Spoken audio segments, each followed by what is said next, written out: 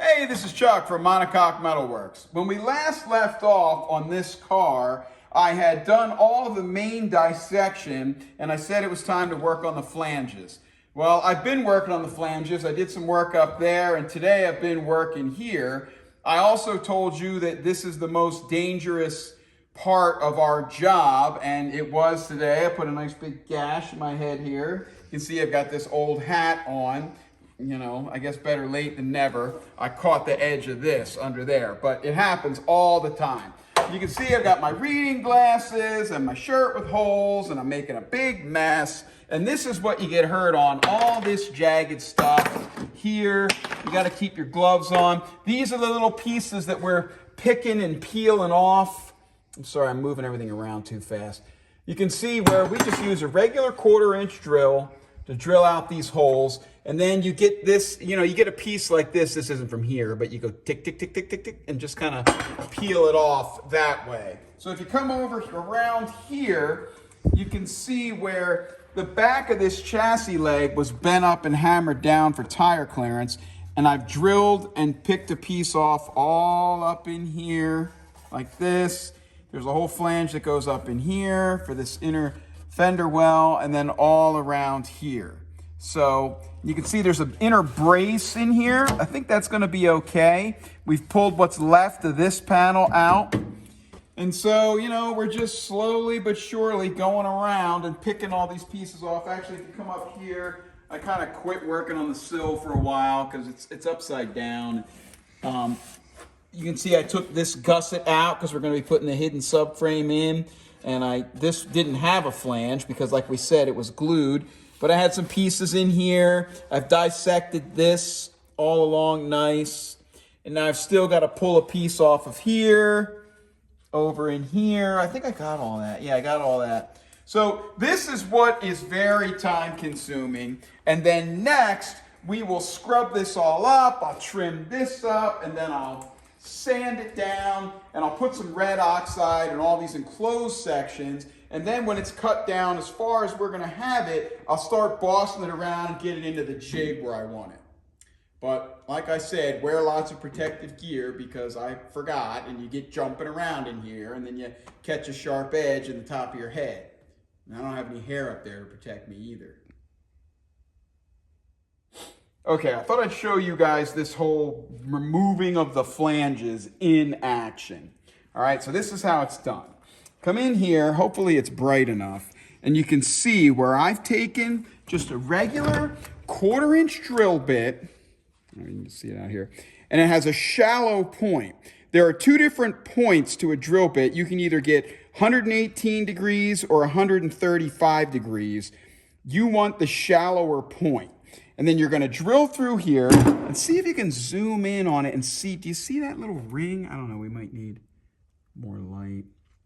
But you should be able to see how the hole goes through the first layer and then just puts a divot in the second layer. All right? And so I've drilled these all out now. Down at the bottom, there was actually a little glob of gas weld in the corner there. All right? And you can see here, I'm going to get up under it. See that? See how it's popping off? And then I'm just going to, all right, now see, and then some of them will start giving you trouble. You just kind of wiggle like that. All right? All right, well, see, that broke. So now we're going to have to chisel that off in there. Yikes. All right, that is the easiest it's ever gonna go. And I can see Brent smiling and shaking his head behind the camera. That made it look really easy. Usually there's 3 layers and there's spot welds on top of spot welds, but I knew that would be an easy one, and I felt good about the drilling, and I didn't drill all the way through on any of them for the video. That happens too. You just have to kind of do the best you can and then peel those off. Now, a lot of times they don't pop off that nice and neat, and you're kind of peeling them back like a sardine can. But as you get better with positioning your drill on the spot welds, you'll do a good job. Get lots of drill bits, 10, 20, whatever. Forget spot weld drills, those little hole saws, and they got these flat ones. They cost a fortune. They do more harm than good. Just get yourself a bunch of nice, shallow tip, 1/4-inch drill bits. Okay, we got that other sill off, and now we've started the long, tedious process of preparing all the flanges. So we've got to drill all those out and peel that off. And then this is what's left of the sill here. This is the factory seam, and it was leaded. And I've melted the lead out. And now what we've got to do is carefully slice all those little beads out and then pull this piece down. But this piece still has the channel up in there, about 1/2 inch. So we're gonna need to cut this here, kind of peel this back around, and then reach up in there and drill out with a spot.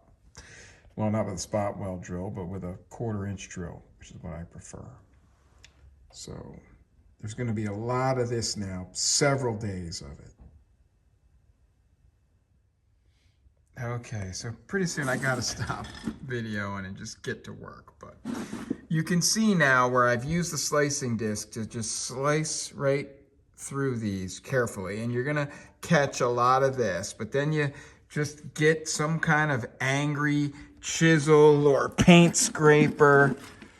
You know, it doesn't have to be anything too fancy. I've been using this for years, just beat up, and what you wanna do is you wanna get this, catch it. Well, first you kind of get in there and go like this. Don't go straight this way. It's very easy to bend this and kink it. You want to come in like this and kind of go along like this. And then after you get that all separated, you just grab the edge and just bang this down like that. Then you're going to kind of roll it under like that and slice it off. And then get at the next layer, which is underneath. That's how you do it. People are always asking me about this. So there you go. Okay, we're continuing to chip away here, and again, this is the ugly part of this work. You can see I'm getting in here and just hacking this however I can to get it apart. I'm drilling out these spot welds. I don't think I've ever drilled out one of these gussets that was in good shape before, but I'm gonna cut this out and then I'll drill out the flanges. You can see up here, I've already got this all drilled out, and I've still got to do some flange work up there. I've got this flange off the bottom of here. And right here, you can see where I've left this little piece of sill on, and I'm getting ready to take that off. And I thought about like cutting this off up here somewhere where the wing comes, you know, that aluminum wing comes down in, and I might do that later, but for right now I don't want to lose my way, and so I'm going to leave this here. I'll separate this seam just like I did over here.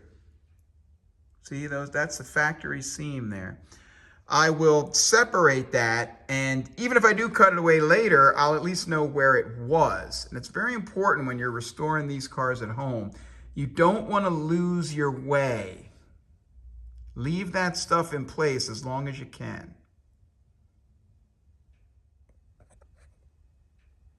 All right, that's out of there now.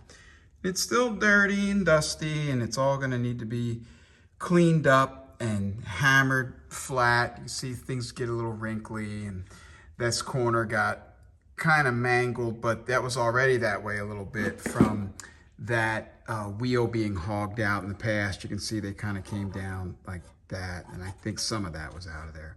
But anyway, that'll all get touched up, and then we'll be putting in a much heavier duty gusset here after we weld a piece of tubing along here for strength and safety. But you can see they're just chipping away, drilling these out one at a time and wiggling them off and chiseling them off, and just doing whatever I need to do and trying to do as little damage as possible to the remaining panel. You can see you do get these little divots here. See, you get these little divots from the drill bit, but if you know what you're doing, you just get them barely, and that's not gonna do any harm. It's actually less harm than those hole saw type spot weld drills would do. So I prefer to do it this way.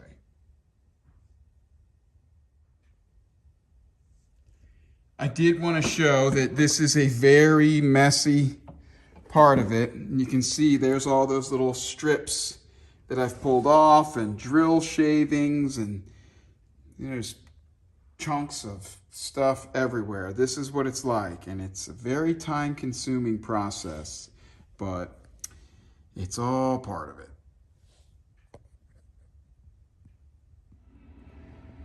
All right, I've finished most of the flange removal.